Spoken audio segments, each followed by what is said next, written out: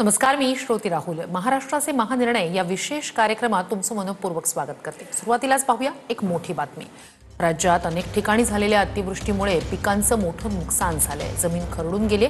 या संकट काळात राज्य शासन शेतकऱ्यांच्या पाठीशी खंबीरपणे उभं आहे. सर्व निकष बाजूला ठेवून सर्व नुकसानग्रस्त शेतकऱ्यांना सरसकट मदत केली जाईल. तसंच दिवाळीपूर्वीच ही मदत शेतकऱ्यांना वितरित करण्यात येईल अशी ग्वाही मुख्यमंत्री देवेंद्र फडणवीस यांनी दिली आहे. मुख्यमंत्री फडणवीस यांनी औसा तालुक्यातील उजनी आणि निलंगा तालुक्यातील औराद शहाजनी या भागात अतिवृष्टी आणि पुरामुळे झालेल्या नुकसानाची पाहणी केली. राज्य शासनानं नुकसानग्रस्तांसाठी मदतीचा 2200 कोटींचा पहिला हप्ता मंजूर केलाय.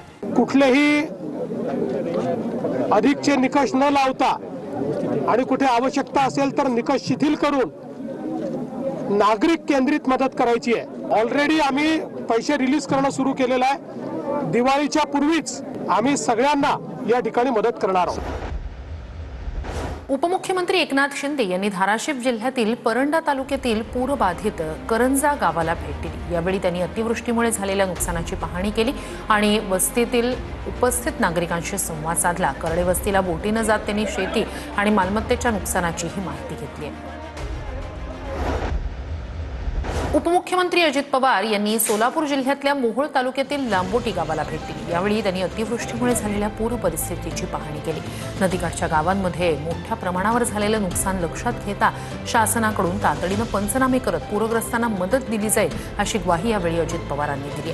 त्यासोबतच त्यांनी सोलापुरातील लांबोटी गावातही शेती नुकसानाची पाहणी केली. बीडच्या हिंगणी गावात नुकसानग्रस्त ग्रामस्थांच्या व्यथा जाणून घेतल्या. मेट्रो मार्ग 4 आणि 4A या मार्गिकांचं ट्रायल रन नुकतंच पार पडलेलं आहे. त्यामुळे ठाणेकरांच्या बहुप्रतीक्षित मेट्रो प्रवासाचं स्वप्न लवकरच प्रत्यक्षात उतरणार आहे. पाहूया.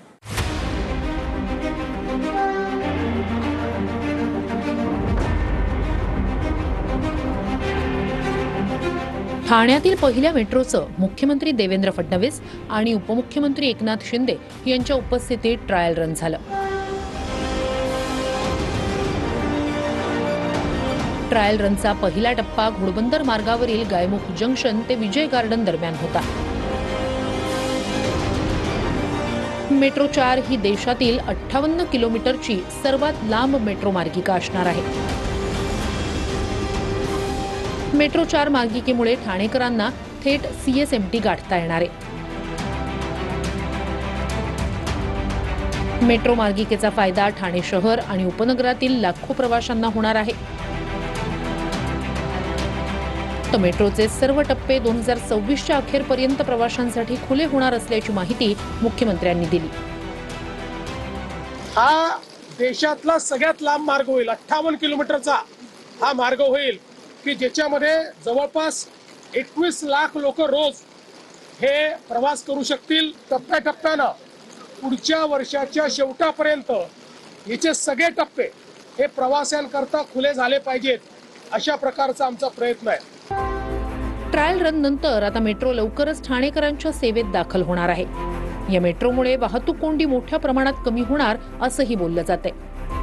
मेट्रो मार्गिका सुरू झाल्यानंतर ठाणेकरांचा मुंबई नवी मुंबईसाठीचा प्रवास अधिक जलद आणि आरामदायक होणार आहे. एनसीसीच्या प्रशिक्षणासाठी राज्यात लवकरच स्वतंत्र एनसीसी अकॅडमी उभारली जाणार आहे. या प्रशिक्षण संस्थेसाठी मुंबई महानगर प्रदेश क्षेत्रात जागा उपलब्ध करून देण्यासाठीची कार्यवाही करण्याचे निर्देश क्रीडा आणि युवक कल्याण मंत्री माणिकराव कोकाटे यांनी दिलेत. मंत्रालयात एनसीसी कार्यान्वयन संदर्भात बैठक आयोजित करण्यात आली होती आणि यावेळी त्यांनी ही माहिती दिली. अंगणवाडी सेविका आणि मदतनीसांना 2000 रुपये भाऊबीज म्हणून भेट देणार असल्याची माहिती महिला बालविकास मंत्री अदिती तटकरे यांनी दिली. एकात्मिक बालविकास सेवा योजनेअंतर्गत कार्यरत अंगणवाडी सेविका आणि मदतनीस यांना ही भाऊबीज भेट दिली जाणार आहे. यासाठी एकूण 40,61,00,000 निधी उपलब्ध करून दिल्याची माहिती मंत्री अदिती तटकरे यांनी दिली. अंगणवाडी सेविका आणि मदतनीस या महिला बालकांच्या संगोपनासाठी, पोषणासाठी आणि सर्वांगीण विकासासाठी महत्त्वाची सेवा बजावत आहेत. त्यांच्या कार्याचा गौरव करण्यासाठीच ही भाऊबीजेची रक्कम भेट स्वरूपात मंजूर करण्यात आली आहे.